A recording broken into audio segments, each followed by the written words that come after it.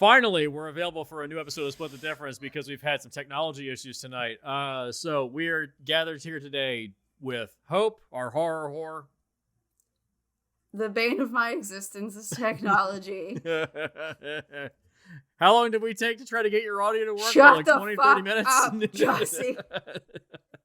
And also we have our Pitchmaster General, Seth. It took some true grit to get us here today, but damn it, we're here.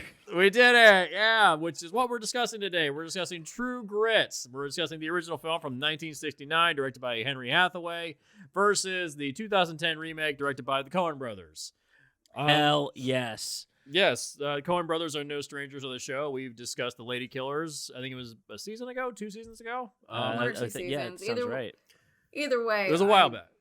Yeah. That was a good episode. Yes.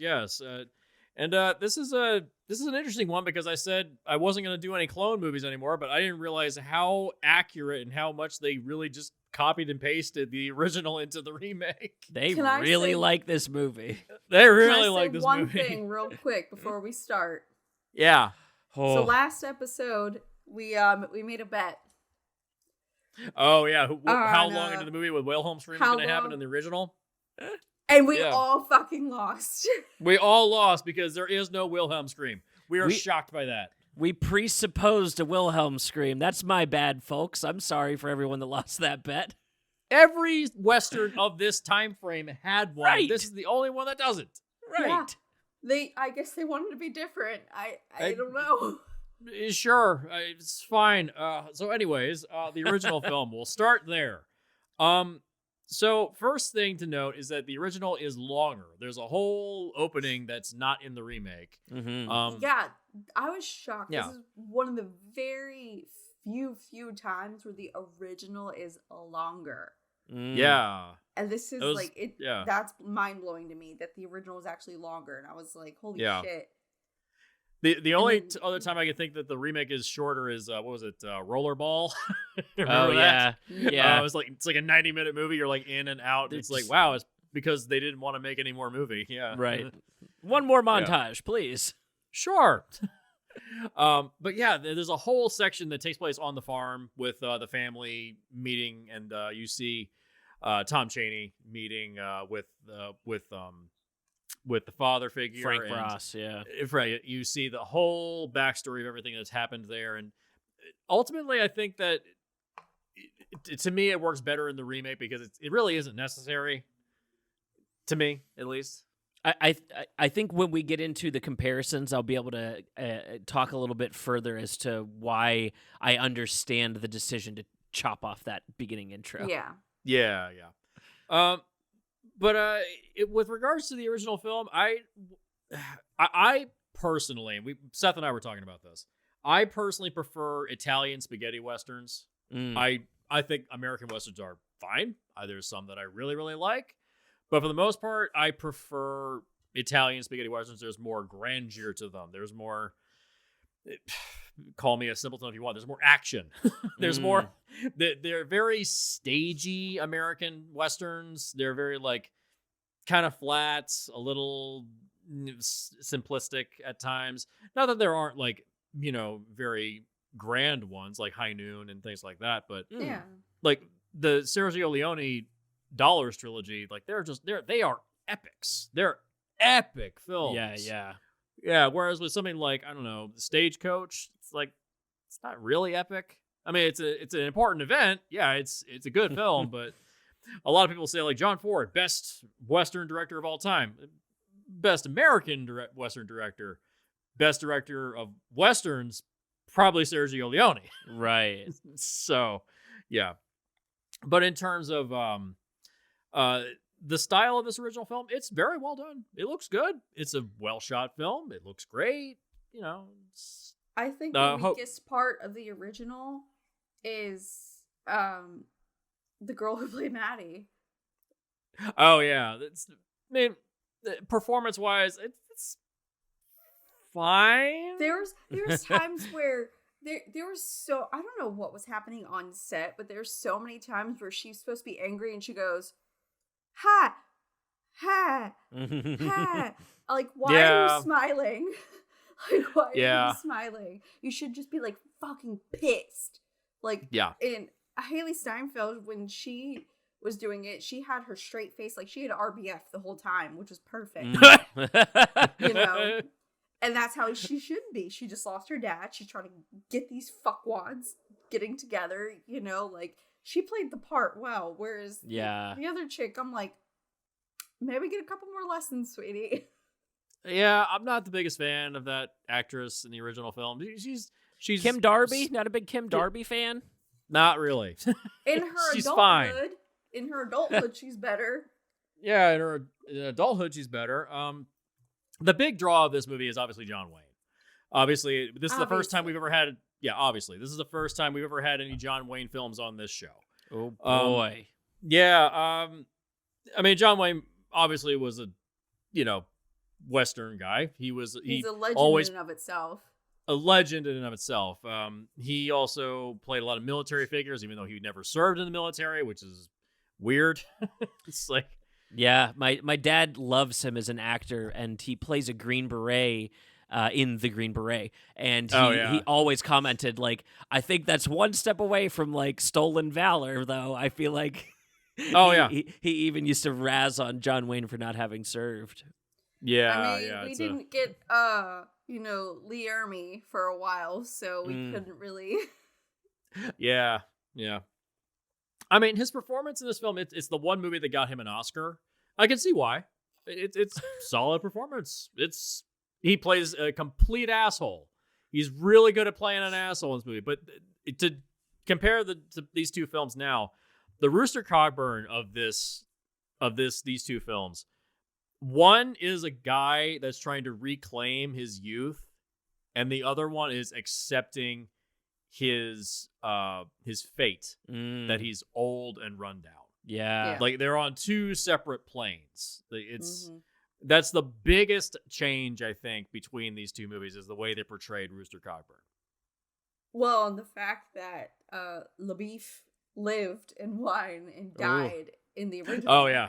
And there's that too. There's the whole character who's alive now. Nobody kills Matt Damon. Not nobody fucking kills Matt Damon. Only Matt Damon kills Matt Damon. I saw Interstellar. Actually, didn't they kill him in Team America? Oh yeah, they did. They did. Matt Damon. Matt Damon. God. Yeah, that's definitely one of the major like relensing what this story is about is kind of what the remake is all about, because this is a very overall straightforward kind of plot, regardless of which one you want to take into account. And it's a similar premise to The Searchers. I think going out and trying to find an individual out in the West. It's kind of similar. It's kind of like a road trip movie. Yeah, and even at its heart, I think this one specifically, it apts to want to talk about like traditionalism versus progressivism, right? Where we have LaBeouf is the new way of doing things with the bigger guns and with the no tact and like he represents that like forward march on the Western Front, and then Cogburn is like you're saying, Jesse, just this kind of guy trying to relive his youth. And he's just stuck in all these old traditions of ways of doing things, and then we get our Maddie character to like, that's our pebble to toss into the pond, see what happens. She's causing all this plot conflict between how one way is seen of doing it and how the other is seen of doing it. And then I think the remake really likes to settle into the characters a little bit more. There's a little more there overall. Yeah, it reminds me a little bit of there's a Garth Ennis comic I really like called Streets of Glory. It's way out of print. It's way out of print now, but it's basically this story. And it's generally about the same thing. It's the progressivism versus traditionalism, and it's about and there's even a mention of the phrase "Streets of Glory" in these two films. Yeah, so that's where it came from. So it's inspired various writers in terms of how you tell a traditional Western and how it can be reinterpreted. Yeah. So, in terms of the portrayal of Maddie, the one thing you like Hope brought up, Maddie seems much more chipper and kind of upbeat, even though her father just died in the original film. So happy for some reason. I don't. Yeah, get it was strange. It's strange. Yeah, okay, so you guys both saw Once Upon a Time in Hollywood, right?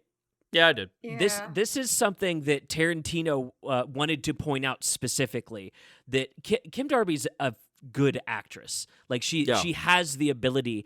A lot of these excellent actresses were being given really shit kid stage direction in specifically these American Westerns, where they have to stand out as these like kind of almost mascot characters that can't do any wrong. The kid in Shane is another version of this kind of character. Yes. Right? Yes. But like in Once Upon a Time in Hollywood shows, Kim Darby's ability far outshines what she's being given for this character. Oh, yeah. And then the remake comes through and says, oh, yeah, this was like, if you give a really good young actress this role, they could absolutely like stand up to your other two leads if you give them a chance. Yeah. Yeah. Was the remake Haley Steinfeld's first acting role? I don't think so. I think it was her first like lead role. Yeah, it was her first like giant role, but it wasn't in any shape or form her first. Okay. I remember that was the first time I'd ever seen her on screen in anything. I was like, "Who is this?" It's like, "Wow, that's she's gonna be a really impressive actress." Expressive little face, yeah. Yes. Now she has those big Disney eyes. She's really big eyes, big expressive eyes. She says everything with her eyes. Yeah, and the way in which they portrayed her in the remake is she's much more kind of she's all business. She's she's not like tough, but she's stern with people. It's like she is in the process of grieving, but there's a task she needs to do before she can grieve. You guys get blown away. It's kind of like being the executor of an estate. Yeah, it's like you have to do some shit before you can finally set someone to rest. She basically sets over itself. Like, her mom was nice, but beside herself and taking care of the kids, but couldn't spell cat. You know, like she was the brain, she was the mother, so to say. You know, so she had to handle it all. Like, I've been in that position before, where you're like, okay, once I get everything done, then I can like sit down and cry, but I have to get my shit. Exactly. Yeah. Well, and that's another one of those progressivism versus traditionalism, because back then, especially in cowboy times, knowing how to read was not everybody. Like, that was a commodity. Oh, yeah. And so, like, for our main character's concentration to be learning about the world, and not only learning, but able to, like, execute in the world, that's a really kind of unique front and center character for this time. Mm-hmm. Also, I was just reading, Haley Steinfeld only did short films before True Grit. This was like, she was like, that was her first. about to say that she and she also did like an episode on 2 shows, like as little girl and like other girl, like but this was like her. Oh, I remember that. She came out swinging. Yeah, she did. Holy shit. Yeah.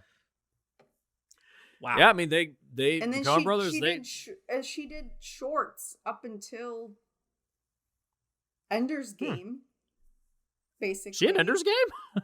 Yeah. And then she was in Ender's Game. And then after that, she fucking flew, man. She fucking flew after that. Right into her money. Oh yeah. Do you guys have any like favorite bits of this of the original version? I had seen it as a kid with my dad. Because I had asked him if John Wayne ever played a bad guy, and so he showed me this to be like, yeah, this is John Wayne playing a bad guy. Well, bad guy. He's not a villain, but he's an asshole. It's right? Like, yeah. He's never played. He never played a straight hero. Villain. Yeah. Well, I mean, he admits to like straight up being a bank robber at one point in the movie. You know what I mean? Yeah, it's true. It's true. Yeah. I just what stood out to me on my adult watch. LaBeouf and Cogburn, they're back and forth. Yeah. They're like bit. Perfect. Like, that is, I think, where this movie shines over the remake. Is like just specifically the two of them and their on-screen chemistry was so good. Yeah, LaBeouf is almost like gone for certain sections of the remake. Yeah, he's not really that important. In the original, you have John Wayne, who's like, this is what he does. Like, Jeff Bridges, he's a phenomenal actor, but he's not Western. Yeah, he's not the cowboy. Yeah. Yeah. Right. So you have John Wayne, who has like in his element, and then you have, you know, he's what the fuck is his name? LaBeef? Yeah. LaBeef? What's his who Glenn plays Campbell? Glenn Campbell. Glenn Campbell. Yeah, yeah. He's a singer. Yeah. So yeah. he's Yeah. used to commanding the stage, just having all eyes on him. So you have two huge presences going at it, and I think that's what makes it. Because, like, again, Jeff Bridges is a great actor, but he's not a Western, he's not a cowboy. And then Matt Damon can command the screen, but he also just falls into a role. So, like, he was just kind of set back. So, like, I think I agree with you, Seth. The back and forth in the original definitely was a lot more, like, going at you than compared to the remake. Well, and it added to it and paid off to things, too. Like, I think about LaBeef's gun being just this, like, running joke throughout it. And then it is the gun that, like, kind of brings everything to an end, right? Like, he kind of finishes out the shootout with it. So I love the way that, like, he's getting dogged on a lot for it, but it's like, nah, I bet on this when it really matters. And it really paid off at that point. So, like, it kind of, like, it felt like it obviously wasn't improv, but it had like improv qualities to it. Yeah. But then it also pays off within the script, and that's like, if you're going to impress me, that's the way to do it. Make it seem natural, but like also be really written in. I love it. Mm-hmm. Yeah. Yeah. What about you guys? What really stands out to you? The cabin scene where they end up meeting up with Dennis Hopper. When he just Young kicks Dennis the Hopper. shit- when he just kicks the shit out of those kids. Yeah. Oh man, I love that scene in both films for different reasons. I love that the original. It's almost played out like a comedy. Oh my like God. he's just goading and prodding them the whole time. Whereas in the remake, Jeff Bridges, he's like a fucking murderer.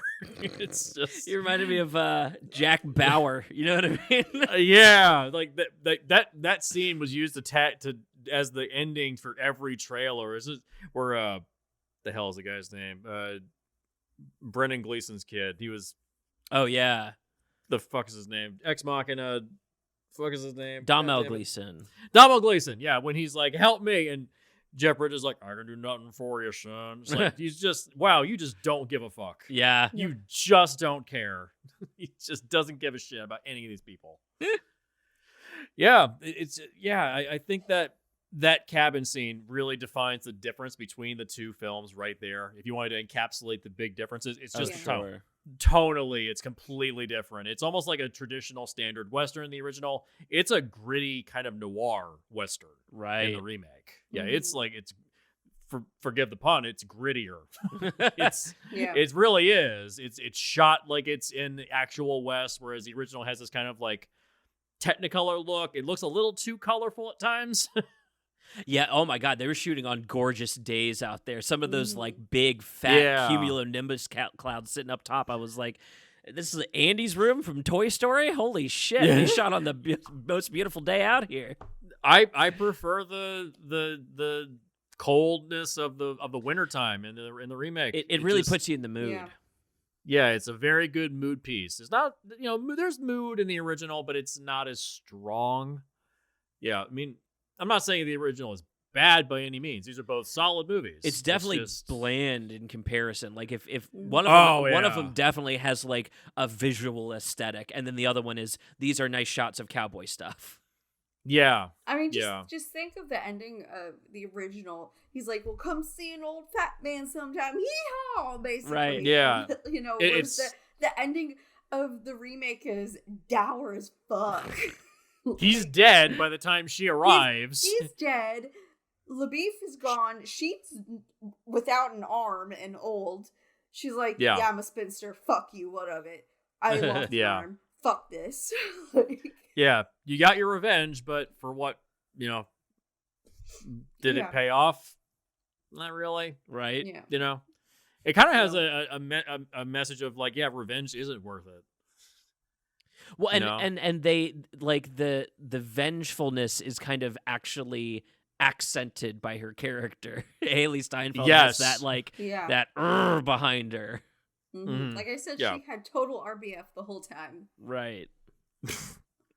Yeah. It's just the performances are stronger. The visual aesthetic is stronger. I mean, a lot of critics have also said, yes, this is a stronger movie. Oh yeah. And yeah, I completely agree. I mean, I saw this in the theater. This is the first time I'd actually Yeah. watched it since the theater. I mean, I remember it very well, but I still just going back, I was like, wow, this is really fucking grim. This is very grim and dour at times. The one thing I will say I am happy about is that I complained about this to Hope, is that the first act of the original film, my God, there's a lot of fucking chatter. It just goes and that's on all that, and on and and that's all on that and on. extra time compared to the remake. It's all the extra time that Yeah. it's not really. It's you don't really need it either. It's they Yeah. literally said the same exact shit in the remake in 3 sentences walking up to Yeah. town. Yeah. Done.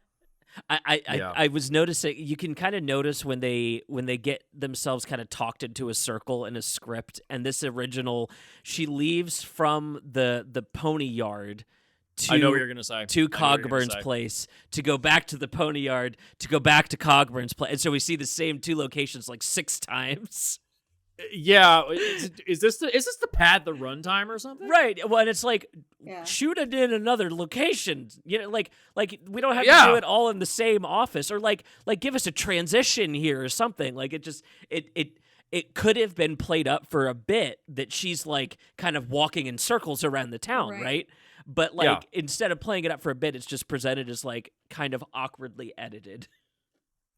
Yeah, it's very I will- strange. I will say, speaking of the pony yard, I did love when you compare the 2 scenes of in the original, her like the negotiating of the ponies yeah. and all that, and then in the remake, like in the original, she definitely was using the lawyer like every 5 seconds. Mm-hmm. Like it was like, Yeah. lawyer, I'll get my lawyer. Dude, she's a fucking And they- Karen. And the thing is, like, they even mentioned it, in LaBeouf in the original, he was just, at one point, he was like, she draws that quicker than a gun, like, Right. like, they were, like, making a joke out of it, like, that was her weapon, you know? Yeah. Whereas in the remake, she does bring him up, but it's only, like, a last resort thing, and even as a last resort, she still puts that guy in a circle where he's like, wait, we negotiating again? What just happened? What happened? And like he's so Yeah. like dumbfounded after everything, and because she did the talking, she didn't just say lawyer, you know? Yeah. So I did Yeah. like how they set those both up differently. Yeah, that the remake is film school, and the original is like just kind of American filmmaking, right? The remake knows about like, you know, how to trim scenes down. It knows how to visual story tell a lot better. It knows how to style and theme and to tease out character elements and play them against each other. And then the original is just like, here is a straightforward story about a straightforward girl named Maddie who is just gonna fucking get her job done if she needed to. Like it is so Yeah.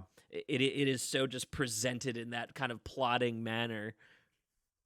Yeah. And I think nothing this is the bad perfect time happened to the 2 main characters. Right, other yeah, than and they Lee. lived happily Yeah. ever after. Yeah. Yeah.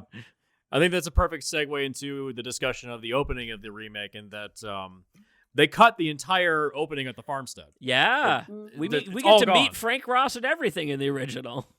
He's a Yeah. dead body on the ground when you first see him in the remake. Right. That's what I was saying. Like Economy of they- story, yeah. Yeah. they cut it to like 3 sentences as she's walking into town, and that's Mhm. all they needed. Mm-hmm. Compared to That's all you need. like you said before, Jesse, all the chatter in the Yeah. original.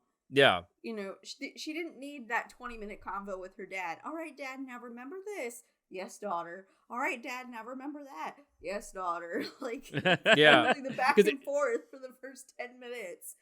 Like, it doesn't really feel like it gets you to like the characters in any way or anything like that. So it And one feels of them like dies, why is so who cares? yeah, one of them dies like right away, so who cares? Right.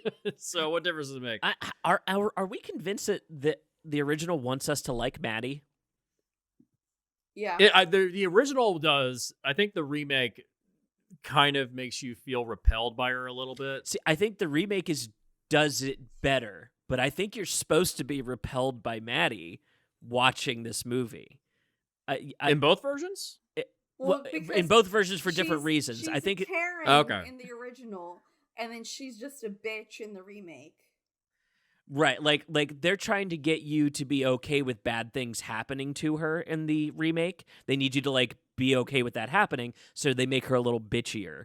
In the original, Maddie, you're supposed to watch this movie with like a man's point of view, watching cowboy movies, and go, "This annoying she's fucking Karen. little kid." Yeah, She's a fucking Karen, and she's a Karen in training. right. Also, I think she's extremely autistically coded in the original, like way autistically coded. Like she has like I never picked up on that, but okay, I'll take your word for it. well, her hyperfixation is horses. She's like the ultimate horse girl. She knows how much they're worth and how to haggle for them, and you know what like. I mean, that comes from like living on a farm. No, I totally agree. I just think she's very autistically coded. I don't think they knew that at the time. I'm not implying that by any means, YouTube. I promise. Okay. I didn't catch any of that, but I'll take your word for it. But to my grander point, I'm just not sure if we're supposed to like Maddie. I think her getting dropped into the rattlesnake pit at the end of the movie is meant to be played for a laugh. Well, it feels like a laugh in the original because she falls and she falls in and she's like literally in a hole that she can like easily climb out of. Yeah. Yeah. Yeah, where The remake, I think it's more. she's like fucked. Right. Yeah. Like, broke She falls leg backwards and, like, shit and like Tumbles down and it's damn. Yeah, it's played like a horror movie in the remake. Right. The only negative I would It's give played is like that she's the- Bruce Wayne falling in underneath of Wayne Manor. I'm expecting bats to fly out or something. Jesus Christ. The only negative I give is that the snakes, the CGI snakes, didn't look very good. Yeah. That's the only negative I give it. It But is just what like it is. you, Speaking of snakes, I have this in my notes. This movie did not say at the end that no animals were harmed in the making of it because they beat the fuck out of that rattlesnake in the original. They were smacking that well, thing this on the was head. before animal rights. Right. Yeah. Before animal rights. yeah. No PETA. If you go back to older westerns, there was a lot of animal cruelty. The way in which they would, in order to show horses getting shot, what they would do is they would attach a cable to a horse's leg and they would Like yank yank it. him. They would literally just it could pop the leg of a horse out of the socket, or they could fall forward and like land on their head and it would snap their neck. Yeah. Yeah, it happened. That was the way Yeah. they did. And then PETA stepped in and they said no more animal cruelty on films. Like you can't do that anymore. Right. No. No matter what country it's in, if you go back far enough, there is animal cruelty in all the country's films. It doesn't matter where it is. Oh, yeah, It's like, yeah. It's just a thing because yeah. up until a more recent time, the animals were animals. Like it's only I honestly want to say it's only within the past like 20, 30 years that, and even more recent, like it's more like for me, for instance, I'm not having kids. I'm not, and my mother and my dad, they both accept this, and they're just like, oh, so how are our grand puppies? Because they know that's my kids, and like before that would not have been a thing before. That just would not have been a thing. But now my mom's like, fuck you, Hope. Where's my grandbabies? Like, I'm just like, thanks. Yeah.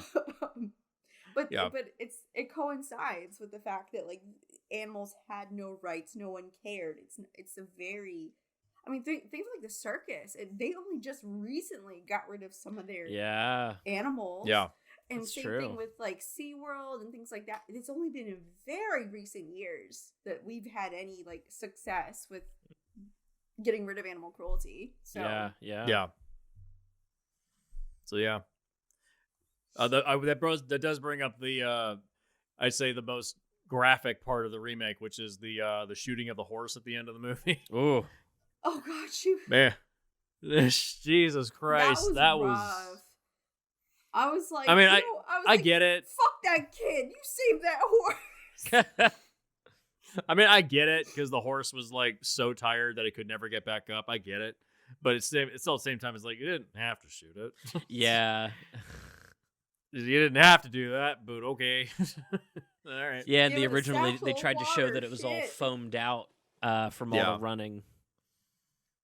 That's another thing in the original I don't like is that the horse gets tired, they hop off, they run for a bit, then they steal a carriage, and then the running starts again. It's like it feels like again economy of storytelling. The original is like stretched. It's like it could have just been one horse, and that's what they did in the remake. One horse, get as far as you can to civilization. For the rest, Right. Yeah.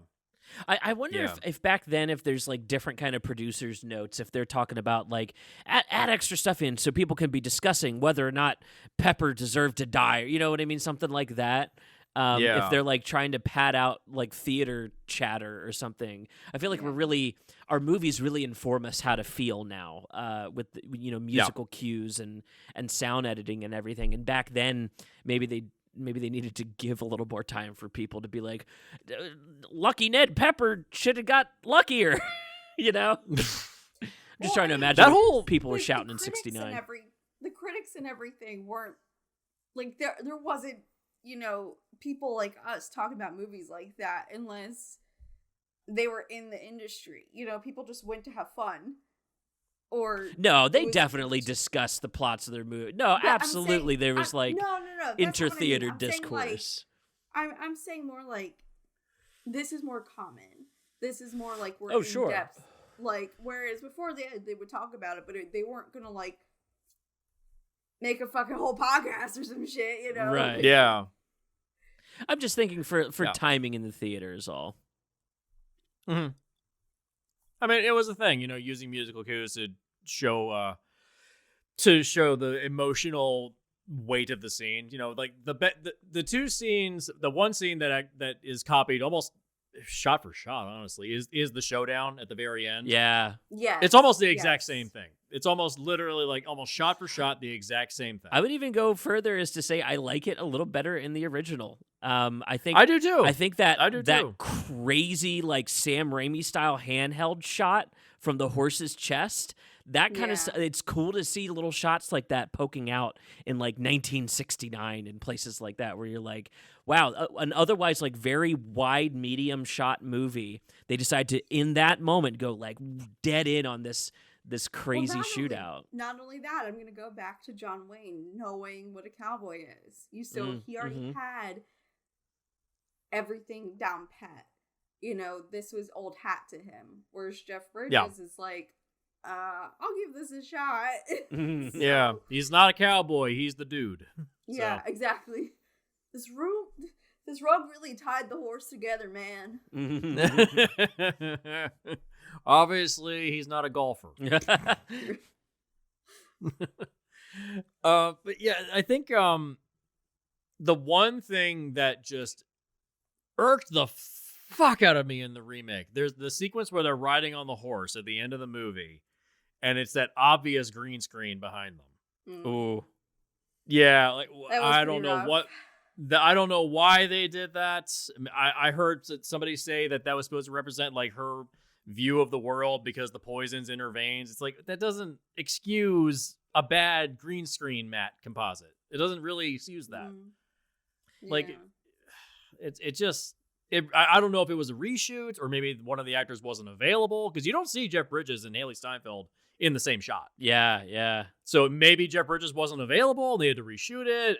I don't know. Possibly because like when you're right, like, and they could have gotten a double like when he does the shot up in the air and they're both there, but that was about it. But the whole thing, it's either from one point of view or the other, and it's looking up or looking down. It's not like a. So yeah, there's never a two shot of them. I think on that horse, it's very. It was a very strange. And if it was like very quick, so that might have. Yeah. So I don't know. Yeah. Yeah, that's the only thing I'm just like, that sucks. That's bad. That's very, very bad. I don't know. Then again, it could just come down to budget. They're like, we spent a lot of money already, guys. Yeah, we this fucked. was not a high budget film. This was not a high budget film. This remake cost only around It cost the same. 35 to 38 million. It cost the same as what it cost to make the original, almost. Yeah. Yeah. So yeah. So it's, adjusted the for original actually inflation, cost- this is like the budget movie. yeah, this is the cheaper version compared to the original, which is the big budget version. Yeah. Yeah. Exactly. This made significantly more money, I believe. Yeah, 31.1 million compared to the original, compared to the remake, which made 252 million. This is a pretty good return on investment. I mean, think. this is a Western movie I saw in theaters, and I don't see Westerns in theaters. So Yeah, you're not a Western person. I'm not. The closest to a Western I am is old school Japanese style Western. Oh, sure. Yeah. Yeah. That's more my or like I was talking to somebody the other day because I was telling them what we're about to record, and I was like, a really good Western Korean film is The Good, the Bad, and the Weird. Oh, yeah. Never seen it. That's another Tarantino tie-in on this episode. Oh. Yeah, it's all these. It's like I like Asian Westerns, so that's my thing. I don't know. Oh, speaking of Tarantino tie-ins, there's a character from the original that's missing from the remake that gets referenced in The Hateful Eight. Who's missing? Mexican Bob.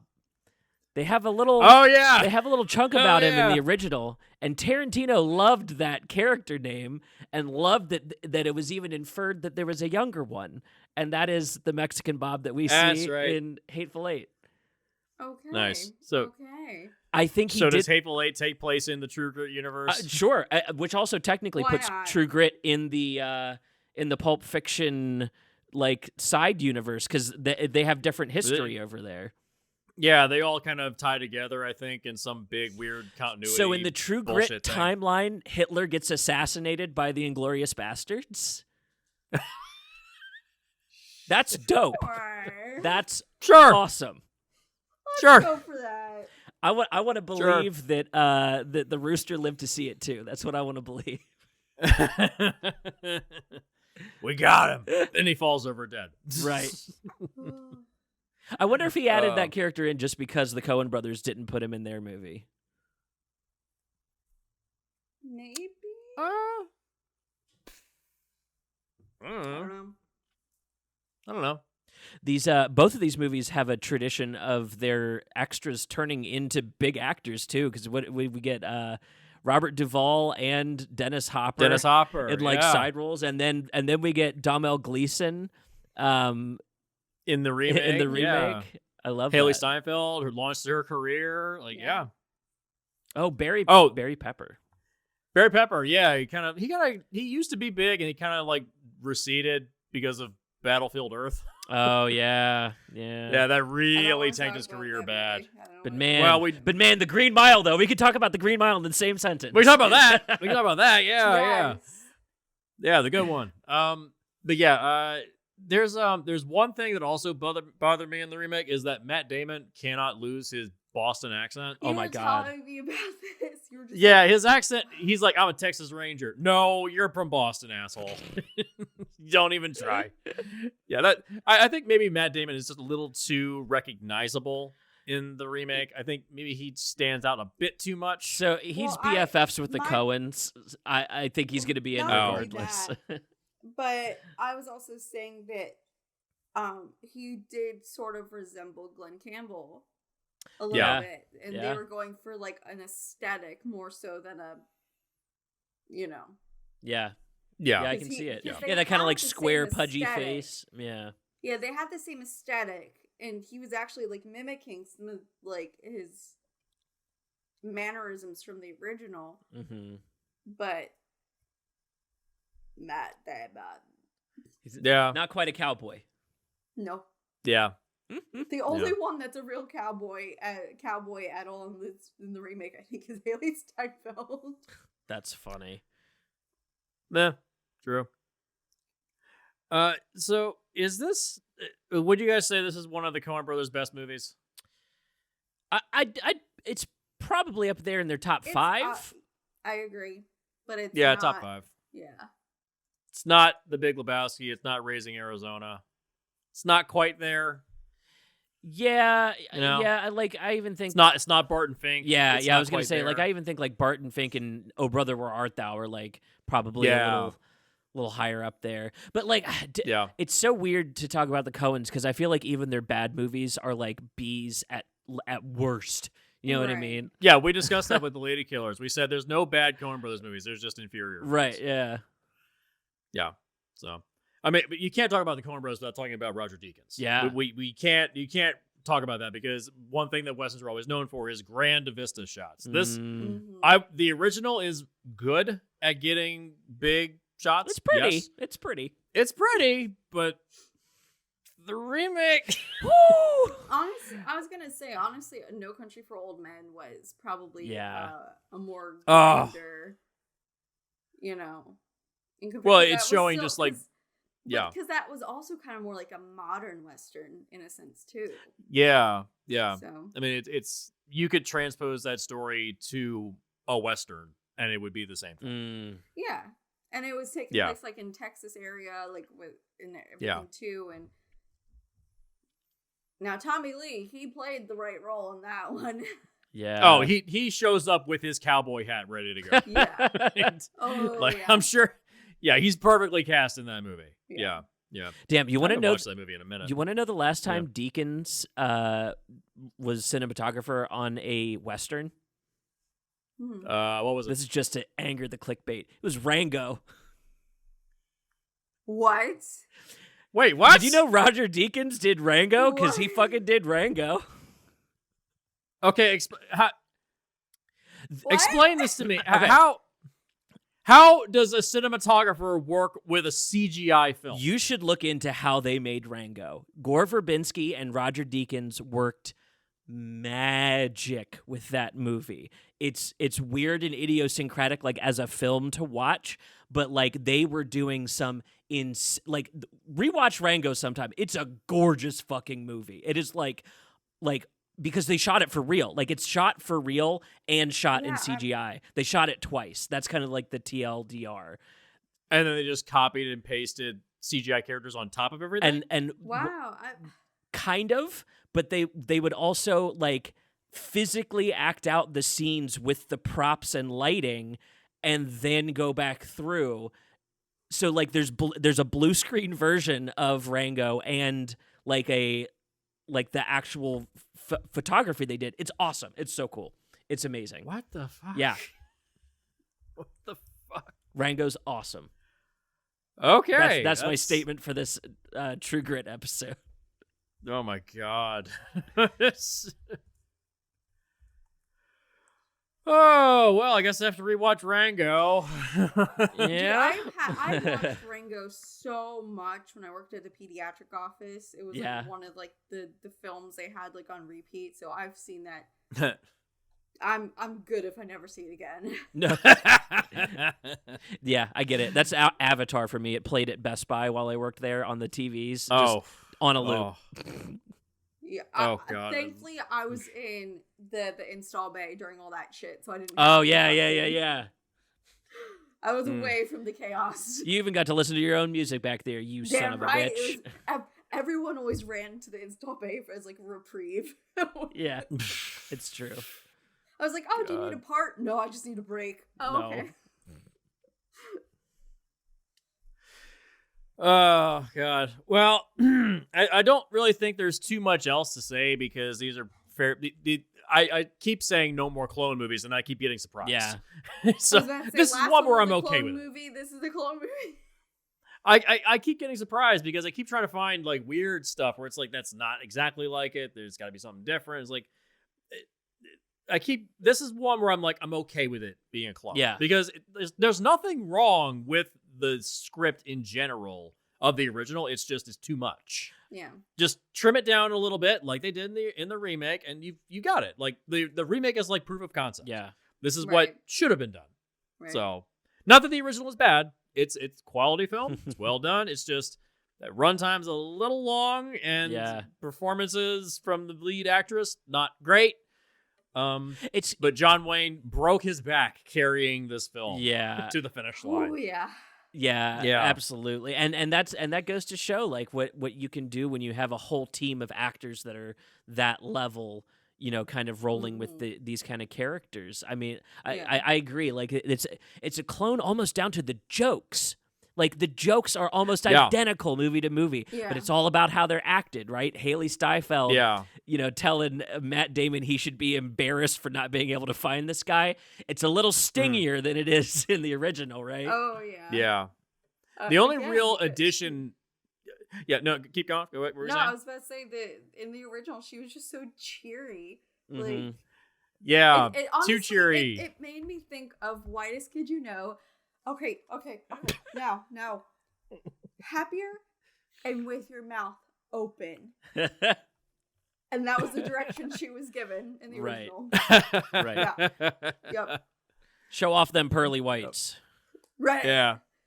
Yeah. The only thing that's necessarily really like added to the remake is the sequence where they're shooting the biscuits in the air. That's the only thing that's necessarily like added. Yeah. Which is just meant to show that Rooster's drunk. That's it. Mm-hmm. But we kind of got that. Well, right. That's the only thing I'm like, that scene, you can kind of cut it. It's fine. They subtracted shooting the rat, right? That was so I totally forgot about him just nailing that rat. And there was no kitty cat. It was just the Chinaman. Oh yeah, that's honestly I might restate because of the cat. I think I like the original better. They even reference him, like they make him a character by the end of the movie. They're like, this is the general. But then the person that he lives with he calls him a Chinaman. It's like welcome to 1969, baby. Yeah, how is it back there in the racist days? Right. So yeah, both movies are good. Like these are two solid films. I mean, the remake is probably one of the best films of the 2010s, 2000s. Mm-hmm. It's they both won Oscars. Well shot. I think that's cool. Yeah. No, the remake did not win. It did. It got nominated. It was nominated for 10. Didn't win Oscars, but not for best film. Wow. Yeah. Yeah. The original it won for best actor for John Wayne. Yeah. The remake. Wow, that's funny. Yeah, the Cohen said 10 seems like an awful lot, but we don't want to take anyone else's. Mm-hmm. Yep. 10 nominations and not a single win. Even for Deakins, that's a slap in the fucking face. Who did he lose to that year? That's all I need to know. I don't know. Himself? What else came out what came out in 2010? What won best cinematography in 2010? Avatar. I'm going to throw my fucking seriously? Avatar won? Yes. Done. I'm going to end this podcast right now and just storm out. All right. Well, okay. So our next episode is going to be The Crazies. We're going to talk about a horror movie. Yeah, we're back to horror. Timothy Olyphant. Yeah. Yay! Is he the amalgamation person? No. No. God, keep your hands off him. He's Timothy awesome. Olyphant, no. You should know is in The Good Place as the judge's like. Oh, that's right. When he just shows up as himself from Justified. Dude. It's because that man will walk onto any set that he's asked onto. That's what that is. He will walk onto any set. Yeah. Yeah, he just plays himself. I love it. It's great. And he was in The Mandalorian? Like... Yeah, he was in Deadwood. Yeah. Unfortunately, he was also in Callisto Protocol. Let's try to forget that happened. Anywho, Crazies. Yay, yeah, Crazies. I've never seen either one. All I know about it is that it inspired the comic book series Crossed. That's all I know. that was Josh Duhamel in Callisto Protocol, wasn't it? Not Timothy Olyphant. I'm pretty sure it's Transformers guy, right? Never mind. Yeah, you're right, Josh Duhamel. Yeah. They look like the same person to me. They do. They look like clones. Let's end this podcast. They look exactly the same. Anyway. Horror, Crazies, Timothy Olyphant. Yeah, that's next episode. Can't wait. Yes. Watch True Grit, at least the remake. If you're gonna skip, you're gonna skip one of them. Watch the remake. Yeah. Apparently, there's a sequel to the original called Rooster Cogburn. Apparently, it's bad. Don't watch it. Yeah, I saw that and I was like, I think I'm okay. The original ends in a place where it's like, you don't need more than this. Just don't That's waste all time. the toe poking we need to do for the day. Yeah. And with that, good night. Good night, everybody. Goodbye.